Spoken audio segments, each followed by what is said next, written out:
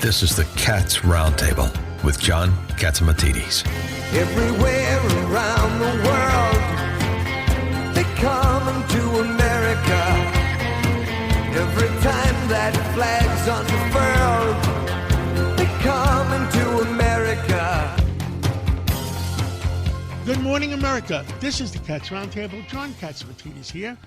One great show for you today, and we have Lee Zeldin, the EPA administrator, the chairman of the GOP, Joe Gruder, Congressman Tim Burchett, Lynn Shaw about taking care of our kids, Dr. Peter Michalos, Live Long and Prosper, Michael Goodman, an award-winning author and one of the top columnists in the New York Post, Gregory Floyd, and let's begin the show with Jay Clayton, the U.S. Attorney for the Southern District of New York.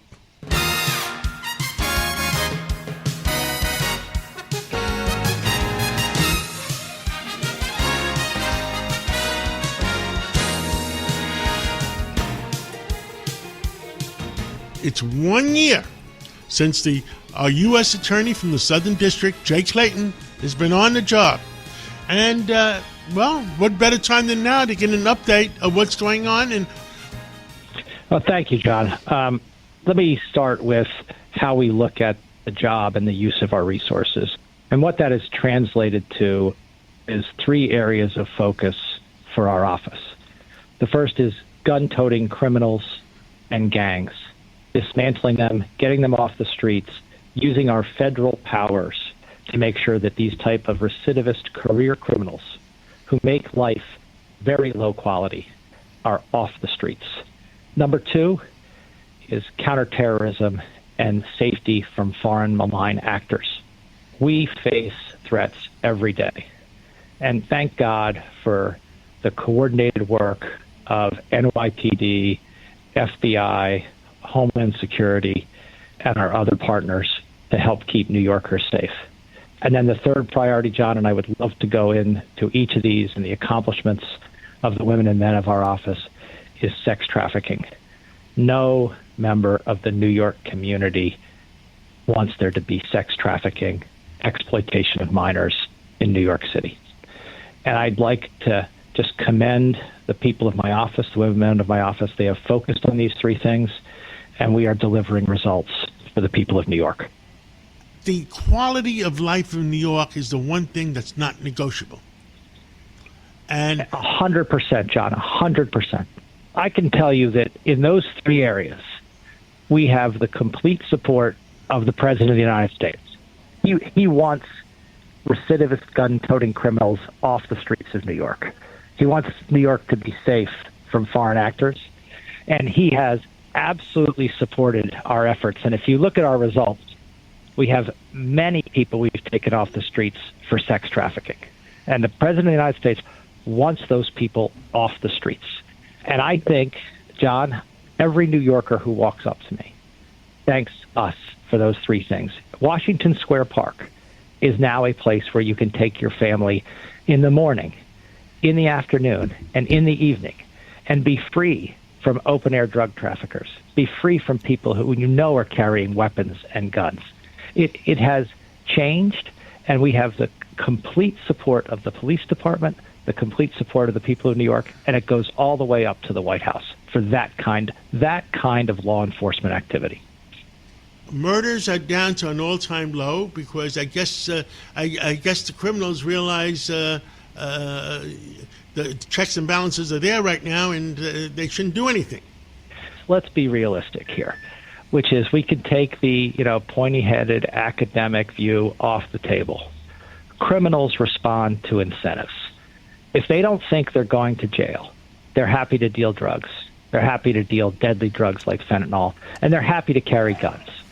If we show them that if you deal fentanyl or you carry a gun in a crime, that you're going to do federal time, that we're not going to follow the state here and basically bend over backwards to find a way to release criminals.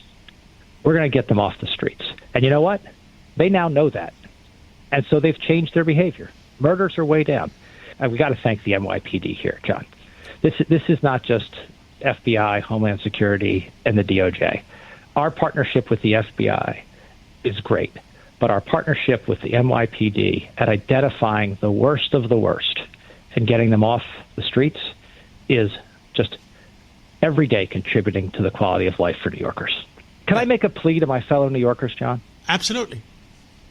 Support the police. The police encounter hundreds of difficult circumstances every day. And every once in a while, someone may post a video, even a slice of a video, where they're trying to insinuate, suggest that the police are somehow overly aggressive, that they're acting outside the bounds of law. These are such isolated incidents. And if someone's bad, sure, we should get them out of the force. No doubt about it. But, thousands of encounters over the course of a month where they behave in the most professional and upright way. Every New Yorker should be supporting the police department every day. There's a hotline that goes to the police at 911. Is there such a hotline for the FBI or for the federal government? Absolutely. 1-800-CALL, CALL, FBI. Use it. The FBI takes every tip seriously. If you see something, we have a big summer coming up in New York. We have America 250. We have the World Cup. If you see something, call the FBI. And if you see something in any of the areas I mentioned, including sex trafficking, if you see something that just doesn't look right, call the FBI. We are here to respond to the needs of New Yorkers. Now, the three items of the quality of life is being able to walk around and feel safe. That's one of them. That's one of the most important ones because we all have kids and grandkids. And the second one is, foreign influences feeding drugs to our kids. And it looks like we're on the right track. Yep. And people should know this now. We've had this charges against Nicolas Maduro. We have the guilty plea by his colleague and alleged co-conspirator Carvajal for trying to flood the U.S. with cocaine. But they are not the only ones, John. There are a handful at least, and probably more, government-sponsored, government-adjacent foreign actors that are flooding our streets with drugs. And our only focus should be on bankrupting them. This is an attack on the United States. I mean, we're down. We had 100,000 fentanyl deaths a number of years ago, 4 or 5 years ago now. Thank God we're down to half that. It should be 10,000, not 100,000, going lower. And you know what? People said it couldn't be done, just like they said the border couldn't be closed. It can be done. And those two things go hand in hand. Thank you so much for coming on, and thank you for everything you do for the American people. God bless you, and God bless America. And thank President Trump for putting you in that position to help America. Thank you, John. The Cats Roundtable. With us today is Congressman Timothy Burchett, and he is from that state of Tennessee. And I lived in Tennessee for 2 years, Congressman, and I love Tennessee. Well, we're glad that you did. We wish you'd come down here, and I wish you'd bring a few supermarkets down here. I know in New York they're getting ready to build one for about $20 million that could take 6 years to finish, and then they're just turn around and give away the food. So, they have to pay all the overtime for the construction workers, so it could come out double the budget. Yeah, exactly. You come to Tennessee, and we'll get it done overnight. All of a sudden, they're starting to find on our subject, a lot of our scientists that have been missing for years, a few of them, they found bodies. Can you fill in the American people what's going on? And even President Trump started to talk about it the other day, that he is concerned that we're finding dead scientists. Yes, sir.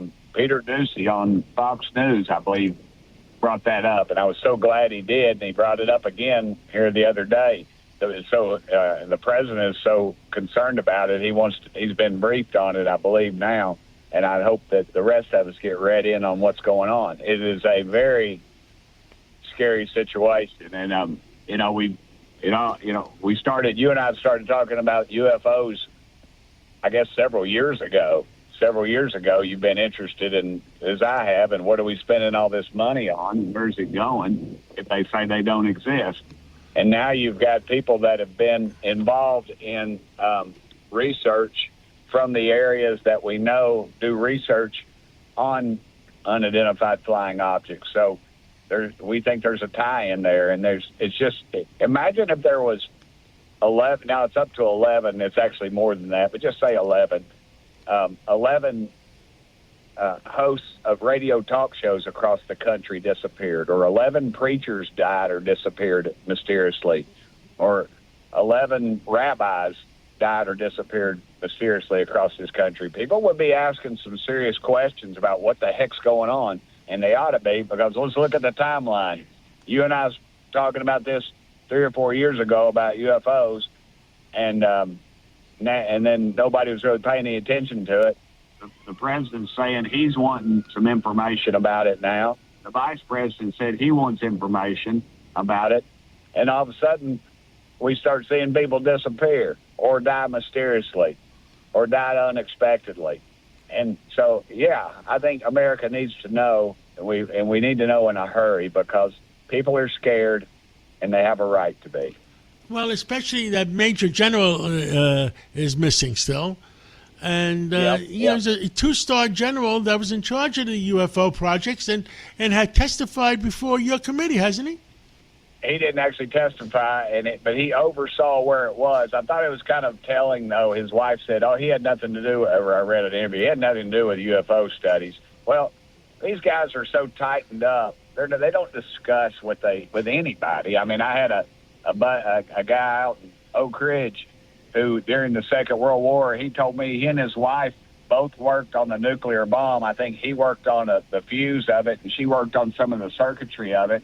And they, during the entire time, and they were married at this time, that they did not know what the other one did because of the compartmentalization of it and the fear, of course, going to the federal penitentiary. But I just think that there's too much tie-in, and I've actually members of Congress that don't believe anything with the UFOs that have come to me and talked to me about that very issue and the tie-in with UFOs. So there's a real concern. They never told Trump during his first term. No, absolutely not. That's why he was so surprised when all that stuff was going on over New Jersey just before the election in 2024. He was surprised because he didn't know what we knew.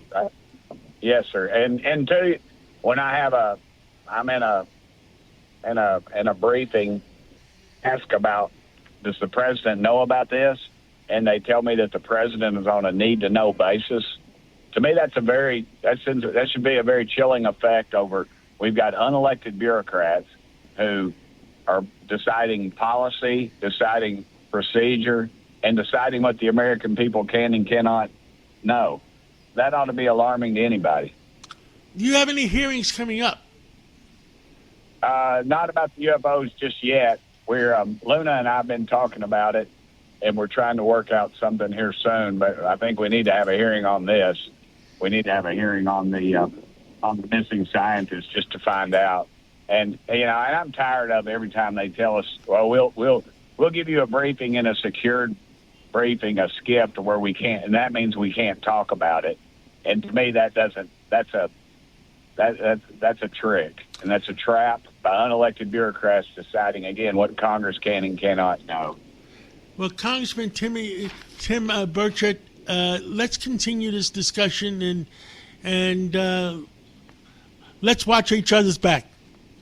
100%. Thank you so much. Thank you so much. Thank you for listening to the Cats Roundtable. We'll be right back right after this break. Welcome back to the Cats Roundtable.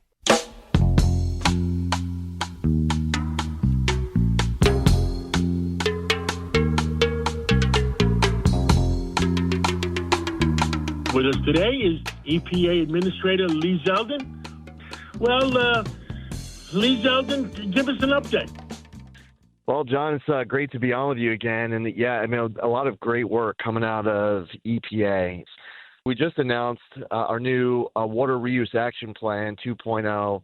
As industry grows and the AI and data center boom continues to ramp up, as energy capacity continues to increase, as we unleash energy dominance here in this country, one of the often forgotten topics is the need for water. And EPA has been really leaning into this aspect of the mission, and the water reuse is a key component of it.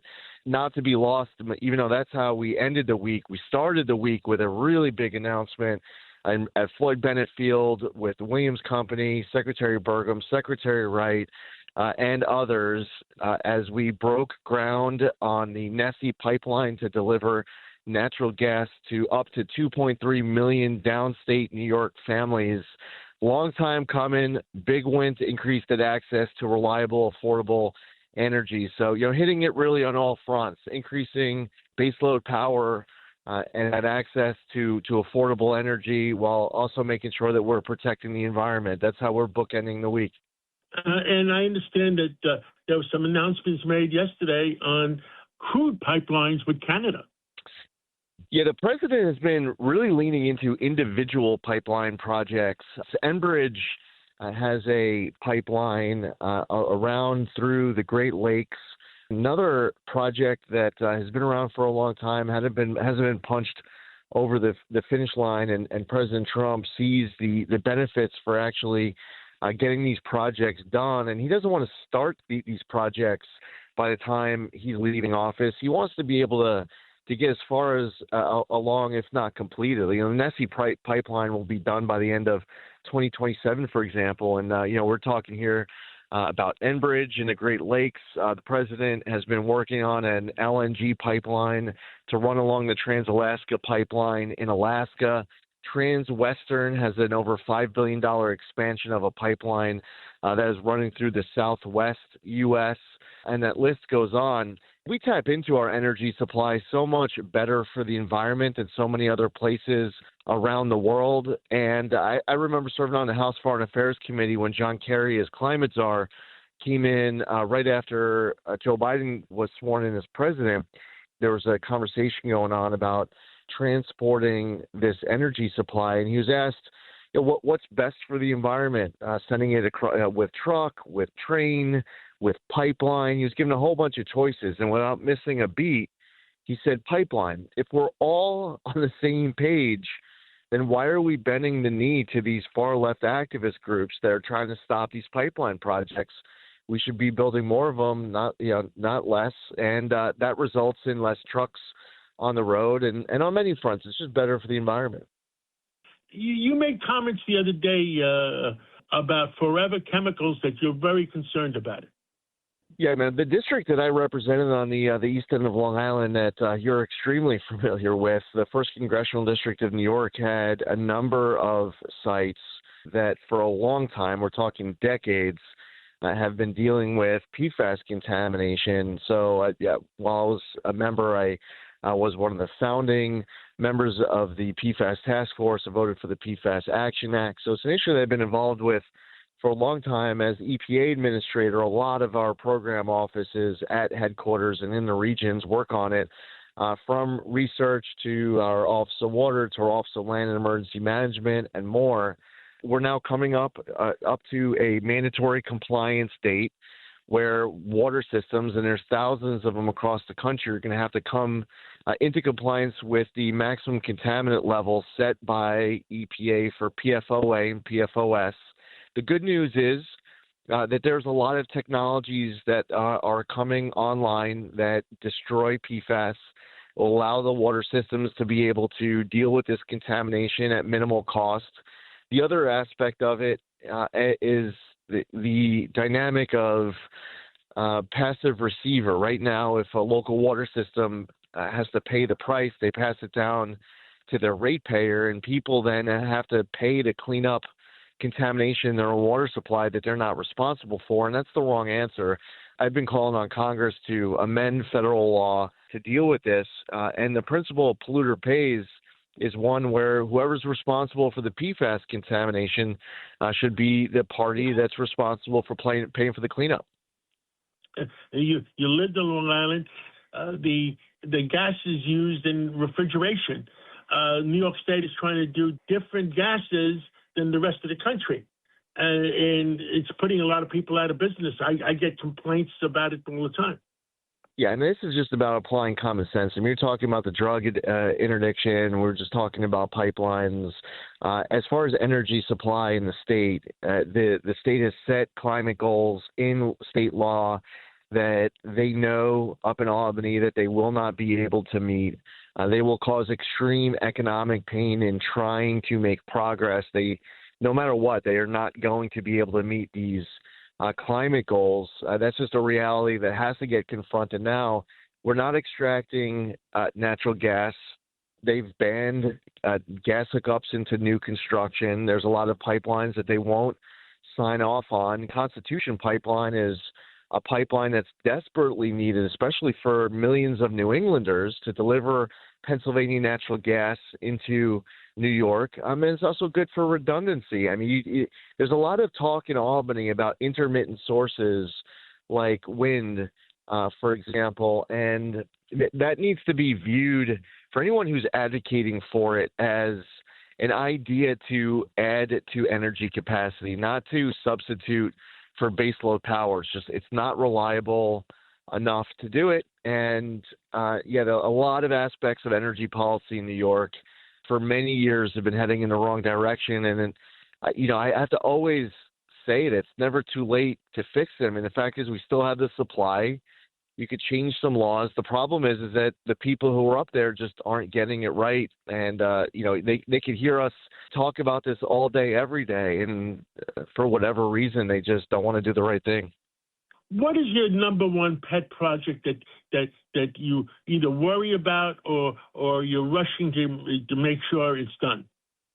We have some projects all across the map that are really close to our heart and really leaning into, and it's hard to rank one above the others. I'll tell you, we put a lot of time and energy into getting a new agreement, which is getting implemented with Mexico to end the raw sewage that has been coming across the border from Tijuana into Southern California. A bunch of Mexico side projects to be completed in 26, 27, and one in 28 that are all desperately needed. Been very involved in the rebuild in Los Angeles following those terrible wildfires of January of 2025. A lot of Superfund sites all across the country that we're making great progress on. And so it's hard to rank one at the top of the list, but while we right-size the agency and we prove that we can both protect the environment and grow the economy, it's very important. We'll never lose sight of that core mission of protecting human health and the environment. And those environmental wins are the ones that we're most proud of. Well, EPA Administrator Lee Zeldin, thank you for everything you do. Thank you for all Americans. Yeah, thanks a lot, John. The Cats Roundtable. With us today is the president of the Teamsters Union, Local 237, represents city employees and mostly, and his name is Gregory Floyd. And Gregory Floyd, there's one thing for sure we both agree on. We love New York and we want New York to succeed. Is that right? That's correct. I'm a New Yorker. I've been a New Yorker all my life. I love New York, love everything about New York.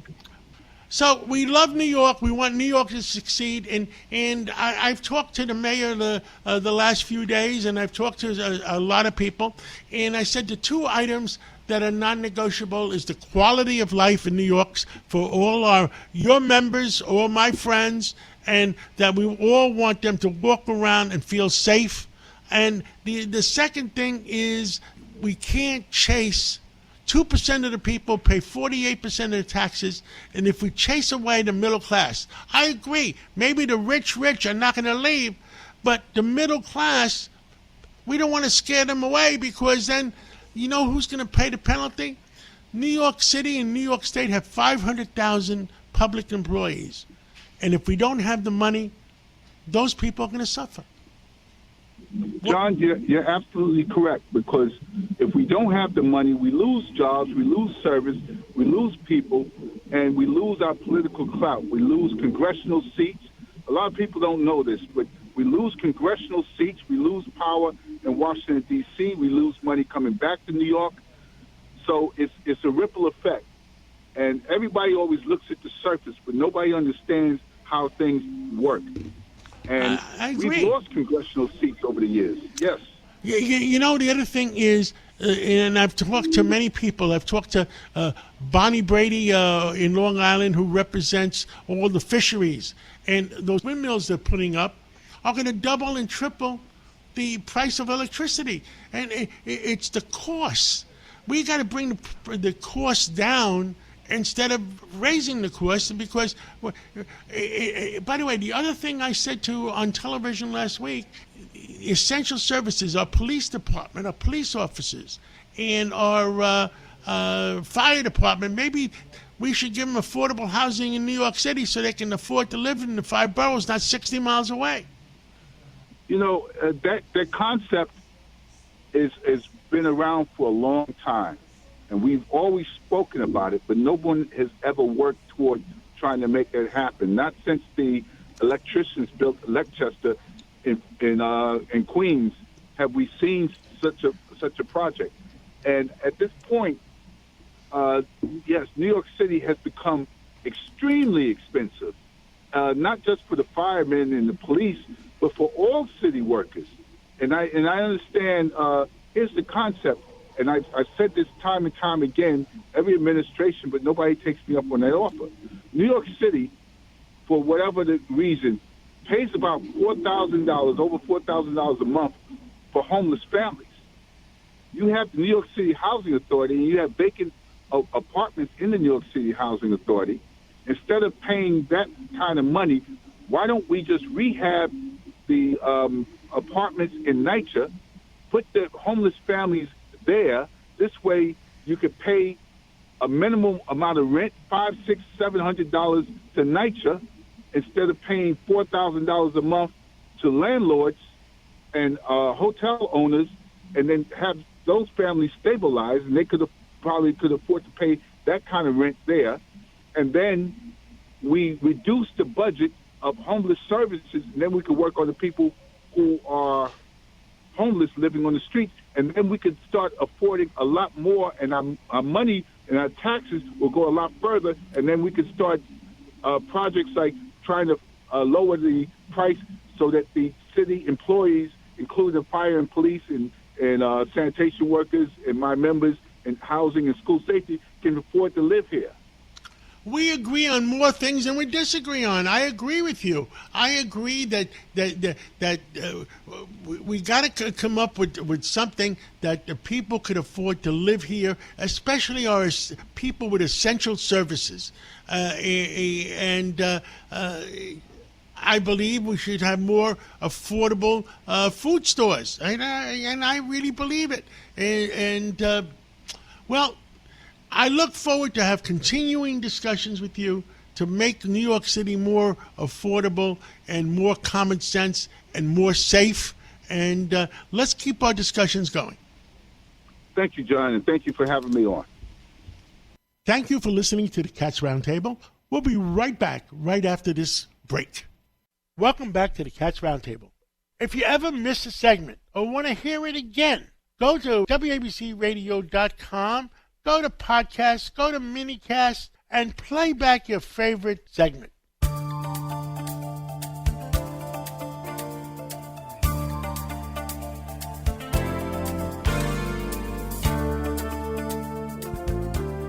With us today is the chairman of the Republican National Committee, Joe Gruder.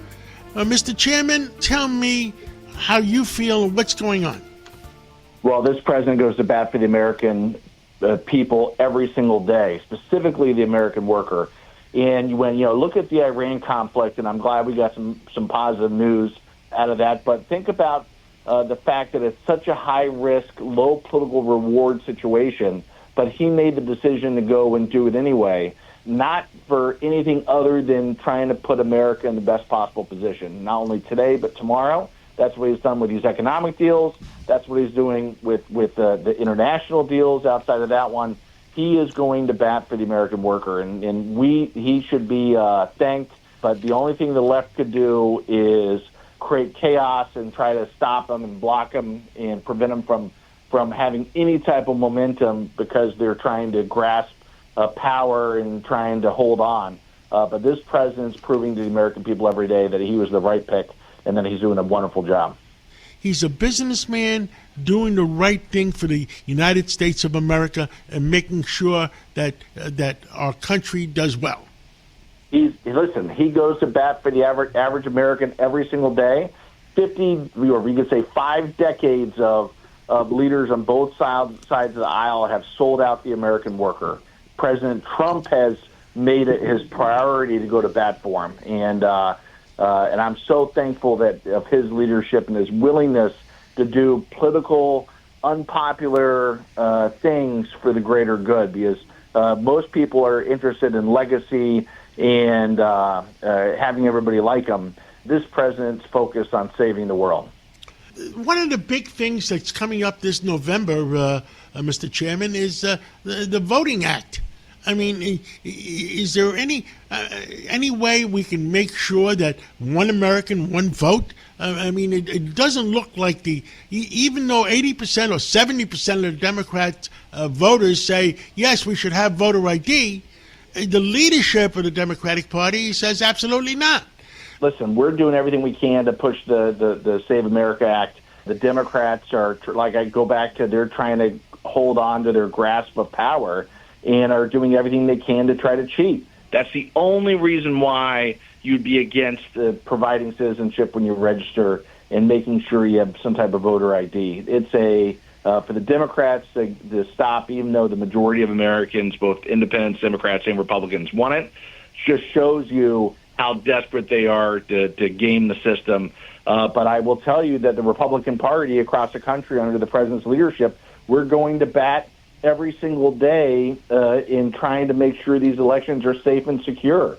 We're on the cusp of winning one of the biggest election integrity lawsuits that we've ever had. It's the Watson versus RNC case. I was at the Supreme Court last week, and we have the ability, hopefully the Supreme Court will rule soon, that Election Day means Election Day. And what I mean by that is there's 14 states and the District of Columbia that basically allow absentee ballots collected after Election Day to be counted.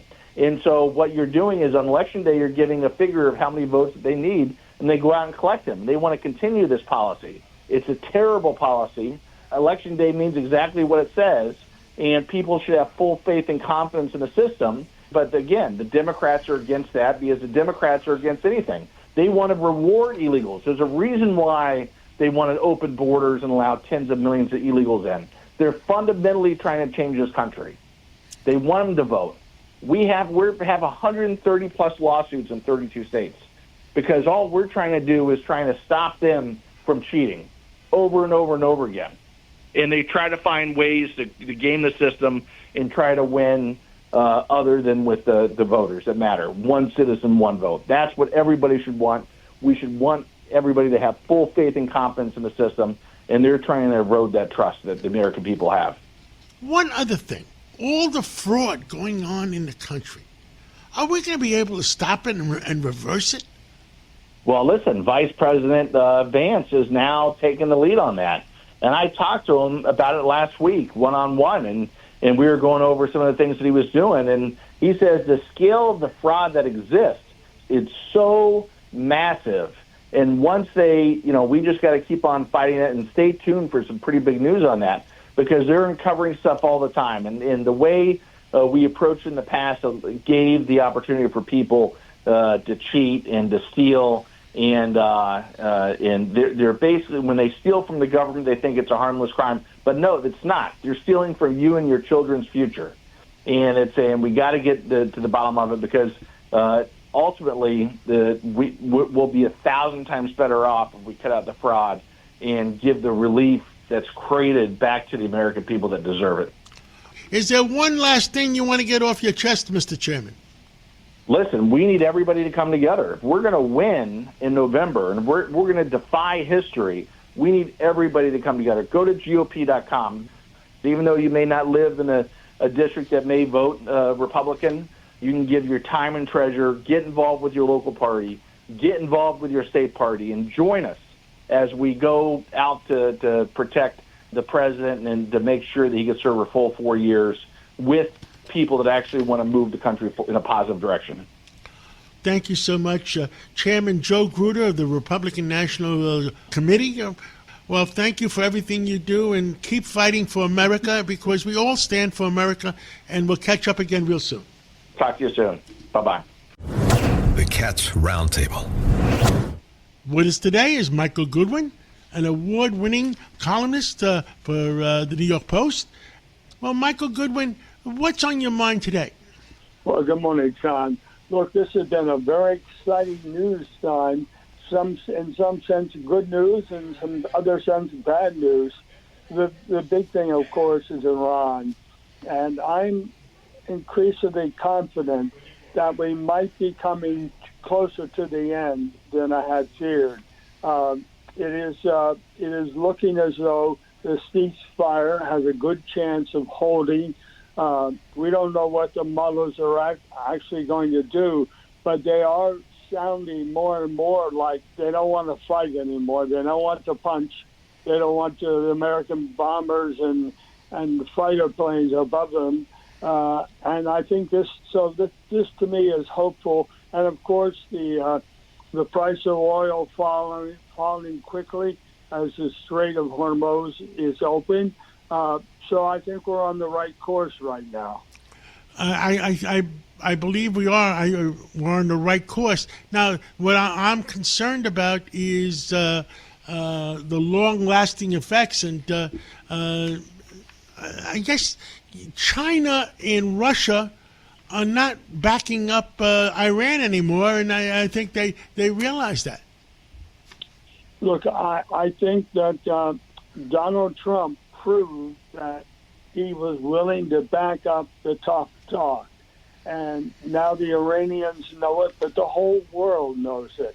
So I think China and Russia will most likely walk more softly in terms of Ukraine in Russia's case and Taiwan in China's case. I think that Iran has been a demonstration of President Trump's willfulness and willingness to throw a punch when he thinks the other side is not paying attention. Russia and Ukraine, any opinions on that? I think Ukraine, Zelensky has said it best for a couple of years now. The Russians don't want peace. They want to just keep fighting and fighting and fighting, and they're in a war of conquest for territory and for control of big chunks of Ukraine. Putin has so far, to my knowledge, shown no serious interest in stopping the war, even though it's bleeding his country dry. The Russians, I spoke to General Keane last week, the Russians have lost 1,500,000 soldiers. It's unbelievable. What a slaughter. For what? I mean, they gained very little in terms of their goals. And what has he done to his country? I mean, this is madness. It is pure madness. You're absolutely right. And were you surprised at the peace or the ceasefire between Lebanon and Israel? Yes, that's good news. But I think this is only because of between the United States and Iran. Look, my one fear there is that the Lebanese government is not yet strong enough to take control of the country, because Hezbollah is like an invading army, and the Lebanese wouldn't want them to go away. But of course, they have been supported and funded by Iran. If Iran is somehow out of the terror business, then that's good news for Lebanon. But I do worry that the Lebanese government is so weak, and hopefully it will reach an agreement with Israel. But I think it's going to need some help in ridding itself of Hezbollah, which is an invading army.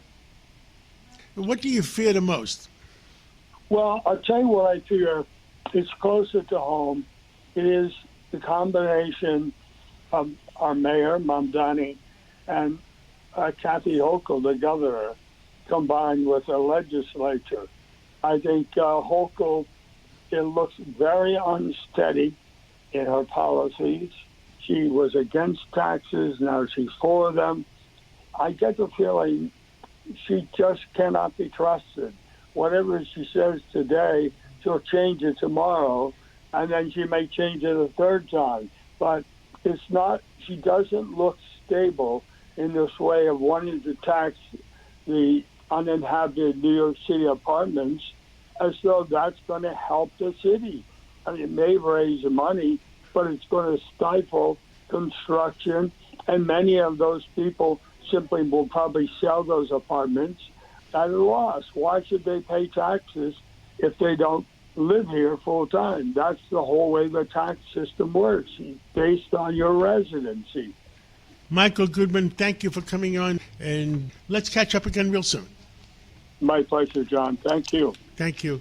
Thank you for listening to the Cats Roundtable. We'll be right back right after this break. Welcome back to the Cats Roundtable.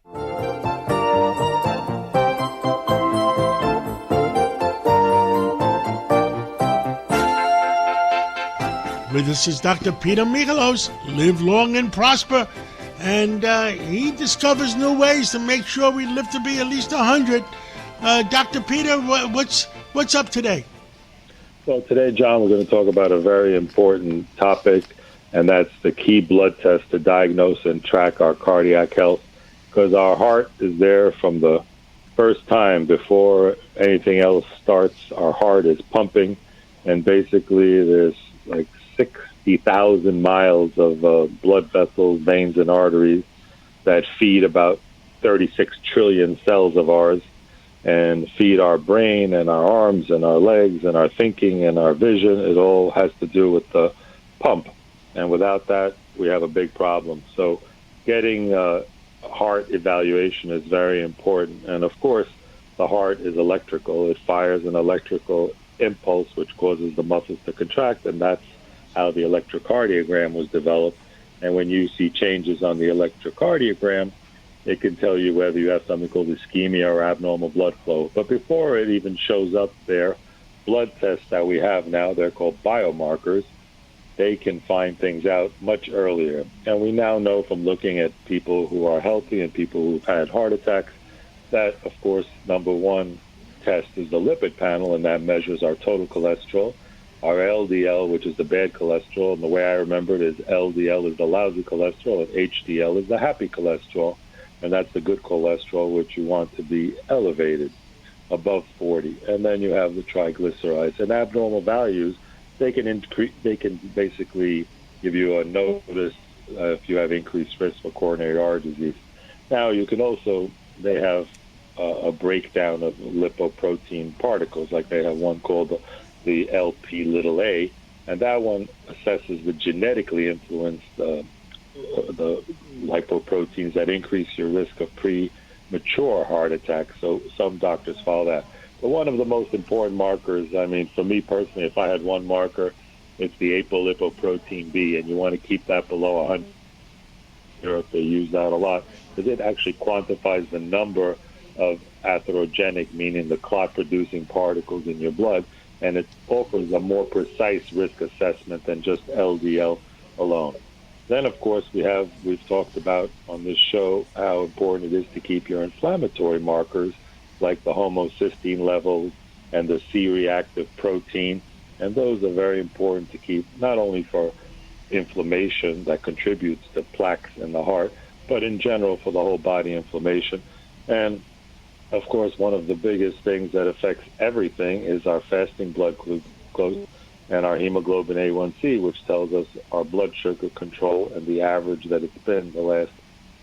If you can keep your sugar under control, you basically don't glycosylate, which means you don't sugarcoat your nerves, your blood vessels, and that's what it does. It's called glycosylation. The sugar, extra sugar, starts affecting tiny blood vessels and circulation and can lead to more heart attacks and strokes. So blood sugar control is probably one of the biggest major contributors to heart disease So especially if we're diabetic, we have to do our best to try to control that and keep that within normal limits. So these are just some of the tests that we have, and it's important to control our blood pressure because we now know that when your blood pressure's up, your blood vessels say, hey, I can't take it anymore, and they get narrower and thinner. What is, I get so many reports on blood pressure. What is considered, what's the range of normal, the top one, and the range of the normal bottom one? Well, the top one is usually around 120, and depends on your size, your weight. Like if you're a really tall person, you might need, because like I'm 6'7", so I need to run, when I'm standing, I need to run a little bit higher pressure to bring up the blood to 6'7", just like a giraffe has to pump the blood up really high. If you're very thin and very short, for example, you might have different blood pressure requirements. But the average in general is about 120/80. The top number is systolic, and that's when your heart is actually in the contraction phase and it's pushing the blood and rushing it through the body. And then what your baseline blood pressure, the bottom one called the diastolic, is during the resting phase of the pumping.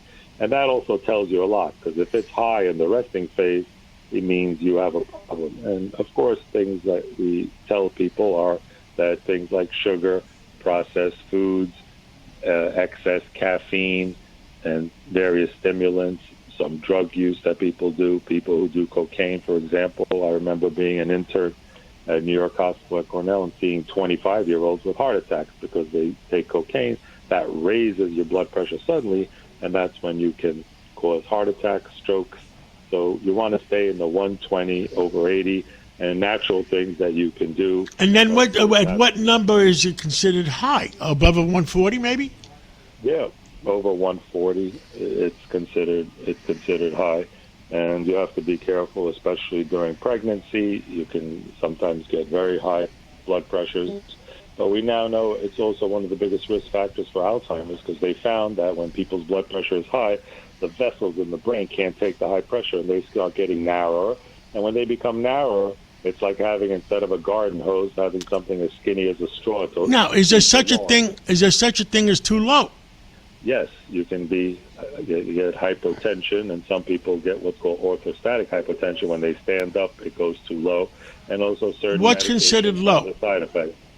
What's considered low is like 90/60. And then your brain has trouble. That's when you want to lie down, or you start feeling like you're blacking out, because your brain, which sucks up 20% of all the blood flow, doesn't get enough oxygen. It gives you a warning sign. That's why we want to lie down, or when we feel like passing out, we lie down, we elevate the legs. Why? To bring more blood back up to the heart and to feed the brain so you don't pass out. So we're basically like a fine-tuned machine, and we have to find the balance. Monitoring your blood pressure is very important, and keep listening for more health tips on living long. Well, God bless you, and thank you for keeping so many of our listeners alive and going well, and we'll catch up again soon. Thank you, John, for always getting the truth out. You can learn more on our X at Death of Aging, as our new book comes out this May, The Death of Aging. The Cats Roundtable.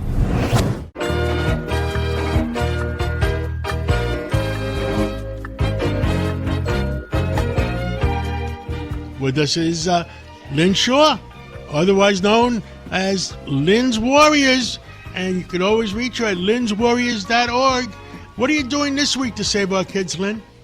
And also educate parents and grandparents and everybody about how to take care of our kids. So this Sunday morning, John, we're going to talk dirty. Now, wait a minute, before anybody loses their minds when I say that.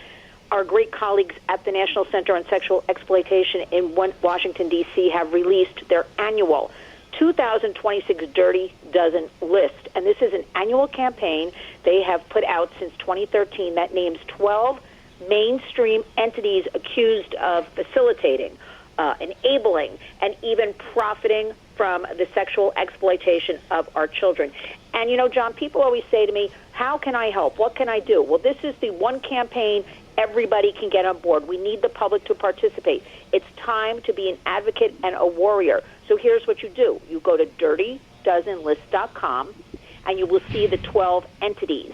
And there's a box. You check off each box and add your name, and you hit send, And, John, it goes directly to that corporation, that entity. So all the work is done for you. That is dirtydozenlist.com. Look, these entities I'm about to tell you about, they're not fringe actors. They're platforms, companies, and systems. And for the first time, there's a person on this list that many families interact with, all of us, every single day. So let that sink in. But here are the 12. We've got Amazon, Android, App Store, Chromebook, Discord, Grok, Snapchat, Steam, Telegram, TikTok, X, and for the first time, a person, Mark Zuckerberg. Now, this is not about panic. I want everybody to know it's about awareness. This is about what to do, because we don't know, John, where the danger lives. We can't do anything. So what does meaningful reform even seem like when it stalls, every time when it's threatening major tech interests? So what we have to do is, look, the risk is no longer hidden. We're talking about this all the time, including AI. It's not hidden in the dark corners of the Internet. It's embedded in our everyday mainstream apps, especially everything the kids are on. So in many cases, safety measures exist, but we know the law lags behind technology, it lags behind any kind of legislation. But when the public gets involved, this drives everything. And we have proof with our 2 cases we just won in New Mexico and California, holding big tech responsible for harms to children. So what we have to do is, look, these bad actors, they're all over the Internet. We all know that already, right?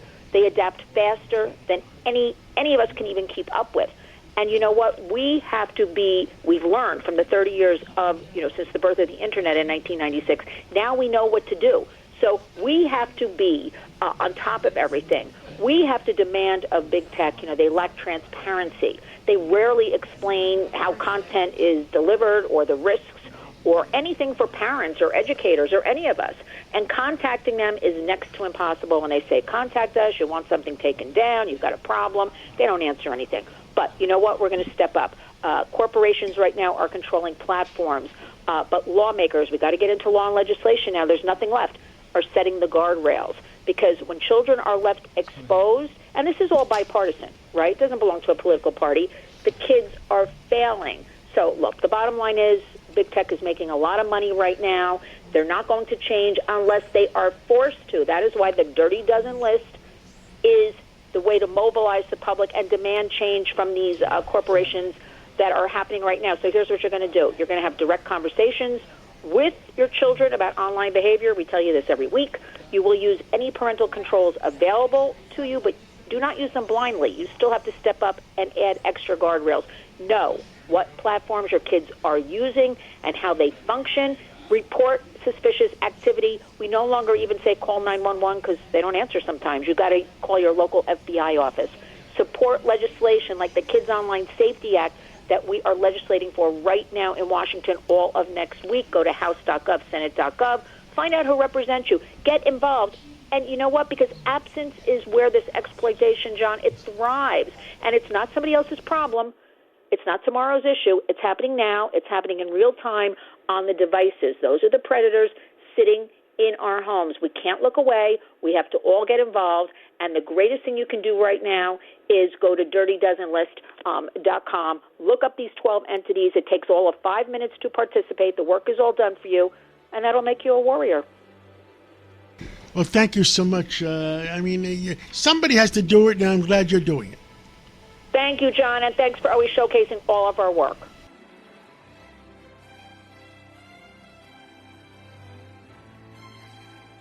Thank you for listening to the Cats Roundtable. Every Sunday morning, we'll bring you the latest in what's happening in our community, our country, and the world. Enjoy the rest of your weekend. Have a nice Sunday.